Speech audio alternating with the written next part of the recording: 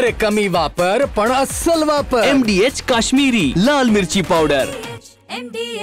राज्यात कोरोनानं पुन्हा डोकं वर काढले आणि त्याच अनुषंगाने ते नांदेड आरोग्य विभाग अलर्ट मोडवर असले चित्र आपल्याला पाहायला मिळतं. आपल्यासोबत नांदेड आरोग्य अधिकारी डॉक्टर संगीता देशमुख आहेत. मॅडम, काय सांगाल ज्या पद्धतीनं कोरोना पुन्हा डोकं वर काढले, काय खबरदारी घेतली जाते आरोग्य विभागाच्या वतीने?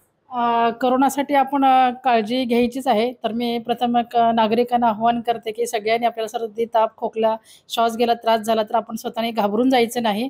जवळच्या आरोग्य केंद्रामध्ये PSC मध्ये जाऊन आपण त्याच्यावर औषधोपचार घ्यायचा आहे. आणि हा कोरोना आपला बराच होतो आजार, ह्याच्यामध्ये घाबरून जायचं नाही. कारण आपण 2 वेळा कोरोनाशी आपण झगडलेलो आहोत आणि आपण त्याच्यामध्ये आपली प्रतिकारशक्ती वाढलेली आहे. आपण त्यांना कोविडचं वॅक्सिनेशन पण 2 डोसेस घेतलेले आहेत. आणि ह्याच्यामध्ये आपल्याला आहार पण आपला खूप महत्त्वाचा आहे. आहारमध्ये आपल्याला व्हिटॅमिन C, आपली रोगप्रतिकारशक्ती वाढणार आहे. आणि प्रोटीन जे अंडी असतील आपल्याला, आपण अंडी पण घ्यायचं. अंड्यामध्ये आपल्याला प्रोटीनचं घेतल्यानंतर आपली प्रतिकारशक्ती वाढणार आहे. आणि डॉक्टरांच्या सल्ल्यानेच आपल्याला औषधोपचार घ्यायचा आहे. दुसरी गोष्ट की आपण जर सर्दी, ताप, खोकला झाला, शिंकताना वगैरे आपला हात, रुमाल तोंडावर किंवा मास्क वापरायचा आहे. आणि आपल्या टेबलवर वगैरे जर पडला असेल तर ते आपण त्याला सॅनिटायझरने क्लीन करायचं आहे. आणि आपले हात नेहमी स्वच्छ करायचे आहेत आणि सॅनिटायझरने क्लीन करायचे. गर्दीच्या ठिकाणी वगैरे आपण आजारी असेल तर जायचंच नाही आहे त्याच्यामध्ये.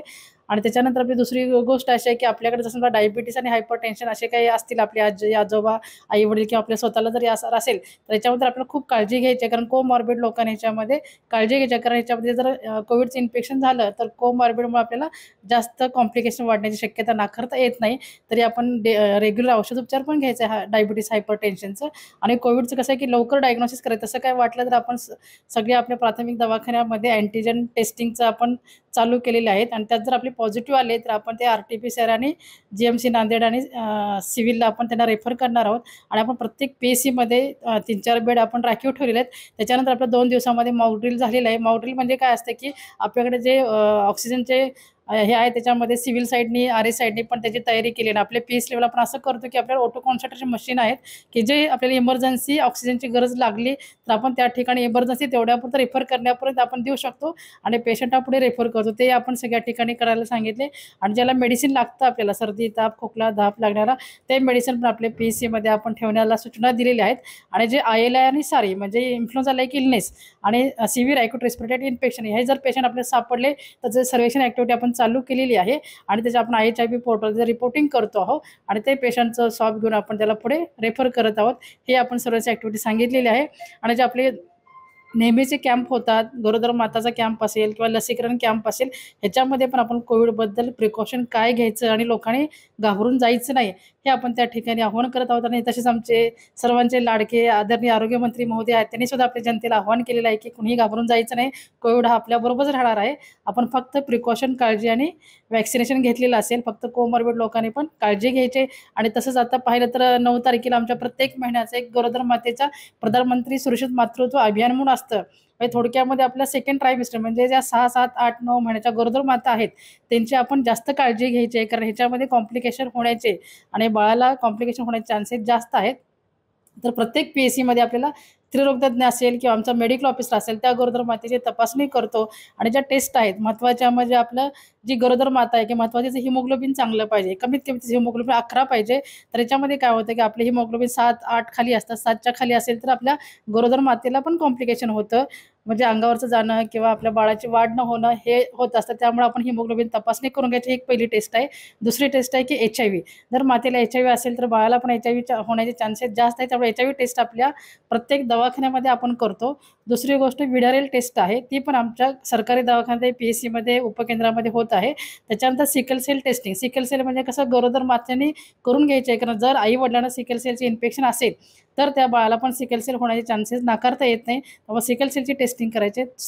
त्याच्यानंतर एक महत्त्वाची आहे म्हणजे सोनोग्राफी सेंटर. सोनोग्राफीला आपण प्रत्येक तालुक्यामध्ये टाईप केलेलं असते. त्याच्यामध्ये आपल्या मातेची सोनोग्राफी तपासणी करून घ्यायची. म्हणजे बाळाची वाढ किती आहे, आपल्या मातेची नाळ कशी आहे, पोटामध्ये पाणी किती कमी जास्त आहे, सगळी आपण त्या ठिकाणी तपासणी करत आहोत. आणि त्याच्यानंतर ओरल ग्लुकोज टॉलरंट टेस्ट म्हणजे जर आपल्या गरोदर मातेला डायबिटिक आहे की नाही, प्री डायबिटिक पोझिशन आपण चेक करतो. त्यामुळे सगळ्या टेस्ट फ्री ऑफ कॉस्ट प्रत्येक PSCमध्ये उपकेंद्रामध्ये ग्रामीण रुग्णालयामध्ये होतात. त्यामुळे सगळ्या जनतेने ज्या गरोदर माता आहेत त्यांनी आपली स्वतःची तपासणी करून घ्यायची आहे. आणि ह्याच्यामध्ये आपण हाय रिस्क माता शोधतो, म्हणजे अति जोखमीच्या माता शोधतो. अति जोखमीच्या माता जर आपण असेल तर त्या आपण पुढे रेफर करतो.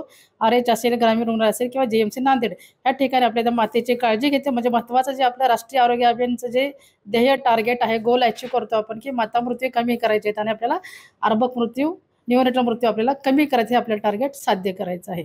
आणि जे मेडिसिन आहे तर मेडिसिन आपल्या सगळ्या दवाखान्यामध्ये आयर्न फॉलिक ॲसिडच्या गोळ्या असतील, कॅल्शियमच्या गोळ्या असतील, त्याही आपल्याला त्या ठिकाणी भेटल्या जातात. आणि महत्त्वाचं वॅक्सिनेशन, गरोदर मातेला जे वॅक्सिनेशन आहे ते त्या ठिकाणी आपल्याला फ्री ऑफ कॉस्ट भेटतं. त्यामुळे सर्व गरोदर माता असतील त्यांनी त्या ठिकाणी आपल्याला लाभ घ्यायचा आहे. मॅडम, कोरोनाच्या अनुषंगानं मास्क वापरणं गरजेचं आहे का, आणि सार्वजनिक कार्यक्रमात काही पथ्य पाळले पाहिजे? हो, मास्क वापरणं गरजेचं आहे. कारण आपल्याला जर इन्फेक्शन असेल, हे ड्रॉपेट इन्फेक्शन म्हणजे आपण खोकलो, शिंकलो की समोरच्या व्यक्तीला त्याचं इन्फेक्शन होणार आहे, त्यामुळे आपण मास्क वापरायलाच पाहिजे. आणि जर व्यक्ती आजारी असेल त्यांनी ॲक्च्युली हा गर्दी किंवा कार्यक्रमामध्ये जायचं नाही, प्रिकॉशन घेऊ आपण, तरी घरी आपल्या ठिकाणी औषधोपचार घेऊन तिथंच आपल्याला रेस्ट घ्यायची आहे. मॅडम, ज्या पद्धतीनं फूड पॉयझनच्या घटना समोर येतात त्यावर काय काळजी घेतली पाहिजे नेमकी? हां, आता आपण पाहिलं तर थोडंसं नांदेड जिल्ह्यामध्ये फूड पॉयझनिंगचं थोडंसं प्रमाण जास्त आहे इतर जिल्ह्यापेक्षा. तर आपल्या ह्याच्यामध्ये असं आहे की थोडक्यात आपण शिळं अन्न खायचं नाही. दुसरी गोष्ट, ताजं फ्रेश अन्न खायचं. आणि जेव्हा आपण पाणी पितो, पिण्यासाठी असेल किंवा स्वयंपाक करण्यासाठी असेल, तर आपल्याला ते पाणी आपल्याला शुद्ध चांगल्या प्रकारे पाणी वापरायचं आहे. त्याच्यानंतर आपल्याला असं आहे की जे बाजारातून भेटणारं भाजीपाला किंवा फळं असतील ते पण घरी आणल्या तर आपल्याला स्वच्छ धुवायचे आहेत. त्याच्यानंतर आपले हँड वॉशिंग जे स्वच्छतेचं आहे, थोडक्यामध्ये शौचालय गेल्यानंतर आपले हँड वॉश स्वच्छ करायचे आहेत.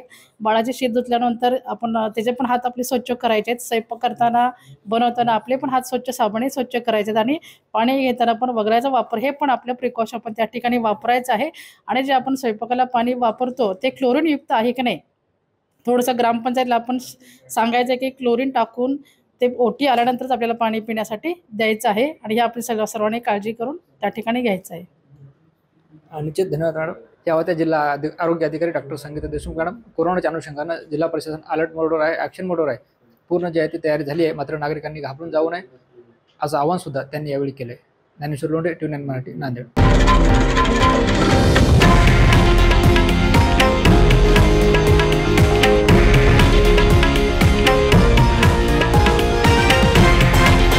हे आहे देशातील नंबर 1 न्यूज नेटवर्क आणि आपण पाहत आहात TV9 मराठी, एकमेव.